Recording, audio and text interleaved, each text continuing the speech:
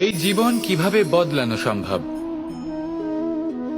কিছু মানুষ বলেন যে নিরন্তর কাজ করলে, পুরুষার্থ পালন করলে এই জীবন বদলে ফেলা সম্ভব। আজ আমি আপনাকে বোঝাবো যে এক মুহূর্ত, সময় আর সিদ্ধান্ত কতটা গুরুত্বপূর্ণ হয়। এক মুহূর্তই যথেষ্ট। একটা মুহূর্ত এত শক্তিশালী হতে পারে যে তা আপনার সমগ্র জীবন পাল্টে দিতে পারে।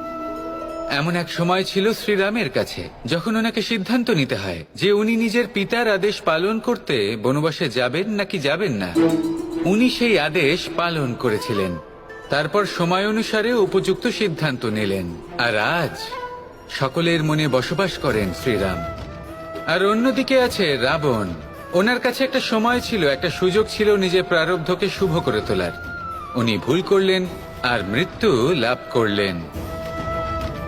নির্বাচন সবসময় আপনার হাতে, শুধু আপনাকে